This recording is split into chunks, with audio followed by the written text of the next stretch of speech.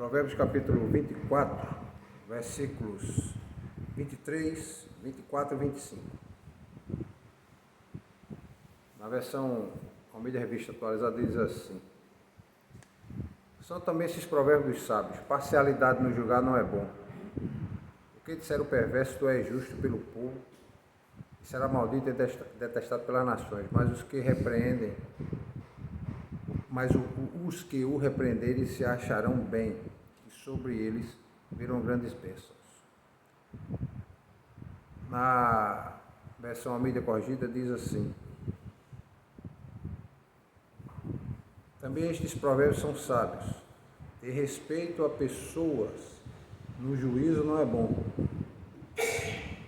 O que disser ao ímpio, justo és, os povos o amaldiçoarão, as nações o detestarão.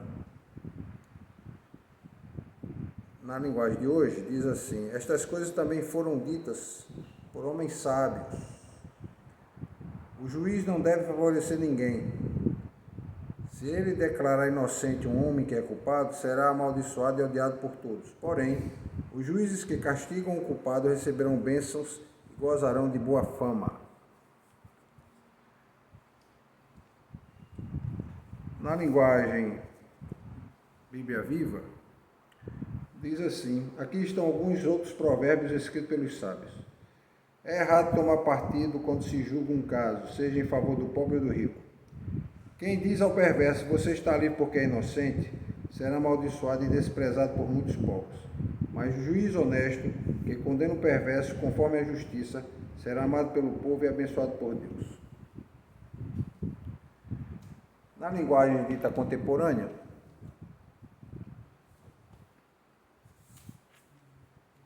está assim: aqui vão mais alguns ditados sábios. É um grande erro concordar com a injustiça. Quem encobre os crimes do perverso ficará marcado para sempre em toda parte, mas quem denunciar o perverso será recompensado e terá gratidão do povo. Então vejam só. Esses textos, eles estão introduzindo provérbios de outros sábios. Aqui dá a entender que é de outros sábios, porque antes se entende que os outros provérbios eram escritos por Salomão, mas no livro de provérbios não tem só provérbio de Salomão, tá certo? Tem provérbios de outros sábios que não se identificam, tanto que o próprio Salomão não se identifica aqui.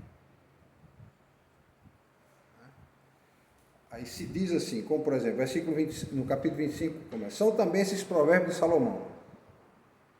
Alguém diz, não é ele que diz, olha, eu, Salomão, escrevi isso, entenderam? Alguém diz que é dele. Tá? Então, esses provérbios são de outros sábios, que não Salomão. E o foco desse provérbio é a justiça. Principalmente associado à questão do julgamento. Ele é bem claro. Naquela tradução mais tradicional, a gente não consegue ver, né, essa coisa muito claramente. Mas ele fala, por exemplo, da parcialidade, né, que foi o sermão que eu preguei hoje pela manhã na rádio, sobre parcialidade. Certo? Então, o texto diz que a gente não pode ser parcial, ou seja, eu não posso tratar o pobre com parcialidade quando eu trato ele porque ele é pobre. E nem tratar o rico porque ele é poderoso, ele é rico, porque ele é rico. Tem que tratar ele de acordo com o que é de direito dele, independente da condição social e financeira. Ou seja, diante da justiça, as duas pessoas estão sentadas, deveria ser assim, estão sentadas ali, vão ser tratadas de acordo com o direito delas. Ela pode ser milionário, o cara mais rico do mundo e o mais pobre do mundo. Mas se o direito dele é esse, então se deu o direito dele, de quem é pobre, não porque é pobre. O indivíduo pode ter o advogado mais caro, lógico que ajuda muito, né? Ajuda. Mas se a justiça busca ser feita, busca fazer justiça, o cara pode ter o advogado mais simples, mas a justiça será feita. Então, essa introdução desse texto aqui diz que esses provérbios são de outros sábios, né? E é um lembrete também para a gente que os provérbios bíblicos não só são de Salomão, ou se limitam a Salomão, né? Inclui outras fontes, guiadas por Deus. Os sábios eram inspirados por Deus para escrever isso. O texto fala sobre a parcialidade no julgamento. Na tradução de hoje diz assim: o juiz não deve favorecer ninguém. Não favorecer é agir com parcialidade, é agir com imparcialidade, aliás. Quando você favorece alguém, você está sendo parcial, você está tomando um lado. O juiz não pode tomar um lado. Quem julga não pode estar tomando um lado. Ele não pode ser influenciado por suborno, não pode ser influenciado porque é amigo, porque conhece, ou porque gosta daquela pessoa, né, ou por preconceito, que seja social, que seja econômico, que seja de cor, do que for. Então, o julgamento imparcial não leva nada disso em consideração. Isso não tem relevância nenhuma. Então, na visão bíblica, por exemplo, tem um texto de Deuteronômio, e foi sobre esse texto que eu fiz a mensagem que eu preguei na rádio, que diz o seguinte, Deuteronômio 10:17. O Senhor vosso Deus é Deus dos deuses e Senhor dos senhores, o grande Deus, poderoso e terrível, que não faz acepção de pessoas nem aceita suborno. Então eu peguei essa parte, que o Senhor é Senhor dos senhores e grande Deus, poderoso e terrível, que não faz acepção de pessoas. Então, ao ser parcial, ao fazer acepção de pessoa, se promove a injustiça.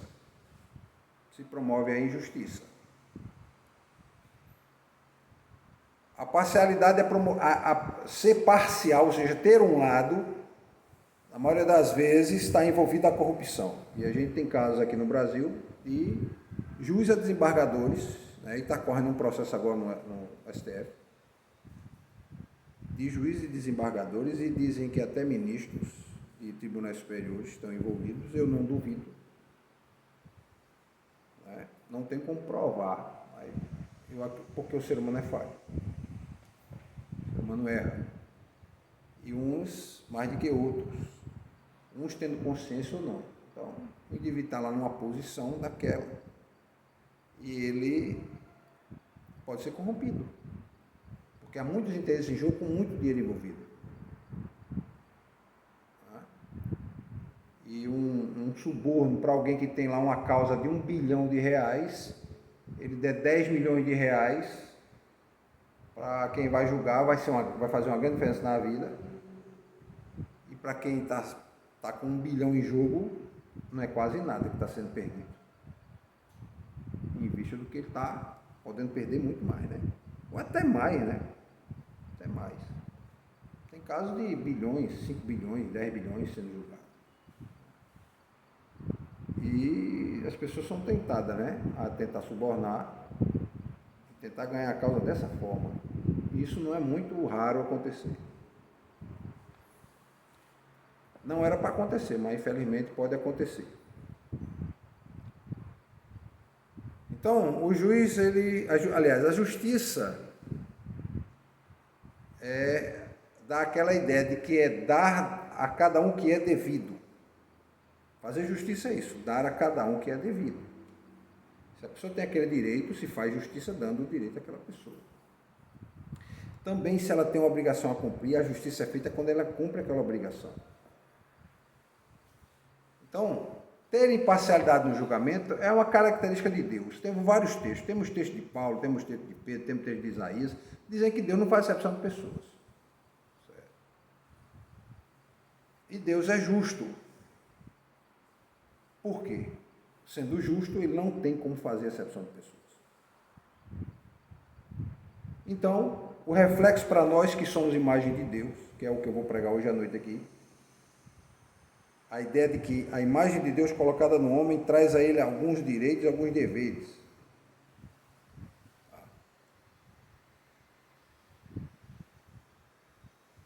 Então, o cristão tem que ser justo nas suas relações, fazer justiça. E a gente vai passar o ano todo debatendo sobre isso. Vários textos bíblicos falando sobre questão de justiça. Sobre a responsabilidade que cada um de nós temos, baseado na justiça que Deus estabeleceu. E aí vem o ato da parcialidade como um ato de injustiça. Por que a imparcialidade, fazer a acepção da pessoa, promove a injustiça? Porque você está distorcendo a verdade. Algumas palavras a gente pode dizer assim que andam junto com justiça. A verdade anda junto com a justiça e a mentira com a injustiça. Fazer o bem anda com a justiça, fazer o mal anda com a injustiça. Tratar com dignidade quem tem que ser tratado com dignidade é fazer justiça. Tratar com indignidade a quem não deve ser tratado com dignidade, a quem deve ser tratado com dignidade, está se fazendo injustiça. Tratar com respeito é fazer justiça. Tratar de forma desrespeitosa é promover a injustiça. Então, quando se julga com favoritismo, fere-se o direito que tem que ser protegido das pessoas, que é um julgamento imparcial.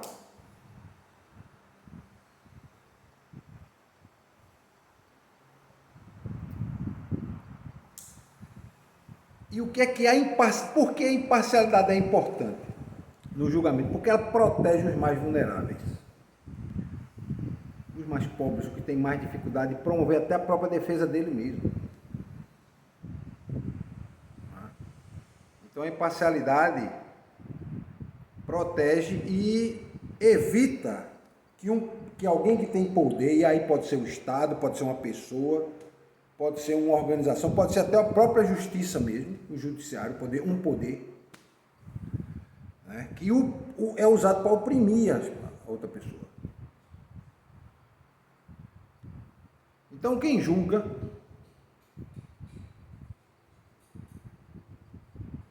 seja ele um juiz, seja ele um líder religioso, seja ele um político, porque julgar não no sentido de um tribunal, julgar no sentido de decidir a respeito da vida. Então, quando alguém chega assim e diz assim: pastor, a gente está com um problema no portão. O que é que estão esperando? Esperando de mim uma decisão, um julgamento. Nós temos que fazer isso, temos que consertar o portão, levar para soldar e assim por diante. Né? O muro ele rachou, o que é que tem que ser feito? Está se pedindo um julgamento. Se a pessoa julga com justiça, ela vai fazer o quê? É preciso fazer o quê para ficar consertado o muro? Aí é preciso derrubar e fazer outro, então vamos derrubar e fazer outro. Olha, veja só, a gente pode dar um jeitinho aqui, como muitas vezes a gente escuta, né? Mas qual é a garantia? Muitas vezes não tem garantia, esse muro pode cair de novo. Mas as pessoas não querem fazer o esforço de fazer outro. Não querem despender, porque vai dar trabalho fazer outro. Vai despender recursos. Então muitas vezes acontece isso. Então, quem julga tem responsabilidade. E ele tem que julgar baseado em princípios morais e éticos. Sem que ele possa, mesmo que venha acontecer, ele não possa ser abalado por pressões externas. Ser abalado por pressões externas. Então, qual é a aplicação prática desse versículo? Primeiro, que temos que ser justos nas nossas decisões. Não importa se seja uma grande causa, uma pequena causa, seja um problema do dia a dia, seja um problema mais sério, seja no trabalho, seja na família, seja na escola, nós temos que nos esforçar, ou seja, na igreja, a gente tem que se esforçar para tomar decisões que reflitam o quê? A verdade, porque é importante a justiça trabalhar com a verdade, porque na hora que a verdade é colocada de lado, não vai se fazer justiça, vai se fazer injustiça. Tratar com essa equidade, ou seja, tratar com equilíbrio devido e sem favoritismo e sem parcialidade, né? Tomando partido de alguém. Evitar o favoritismo, né? Porque às vezes as pessoas, elas inconscientemente, às vezes, tratam com um certo favoritismo, né? O que é um exemplo de favoritismo? Deixa eu dizer. Alguém que chega para ser atendido, mas ele é muito humilde. Mas está todo mundo na fila, tem outros humildes também lá, pobres também. Ai, eu estou conduída dessa senhora que era muito idosa, mas tem outros idosos também na fila. Aí ela pega atrás a pessoa para atender. Ah, chega no serviço público, essa fulana é mãe de fulano que eu conheço, entendeu? E aí passa na fila da frente de todo mundo. Isso é tratar com favoritismo. Isso é tratar com imparcialidade. E o brasileiro adora fazer isso. Certo? Principalmente em órgão público. Fulano, porque tem um cargo público, ele passa na frente das pessoas. Vai ser tratado com prioridade, vão dar uma solução mais rápida para a situação dele, tá certo? Então isso acontece muito. Mas o princípio bíblico é de amor ao próximo, então respeita-se cada um sem discriminar. Então, esse princípio da imparcialidade nos lembra que Deus não tolera injustiça. E a gente é chamado a tratar as pessoas com base na verdade e com um julgamento imparcial. Tá certo? E quando a gente faz isso, trata de forma imparcial, a gente vai refletir o caráter de Deus no dia a dia.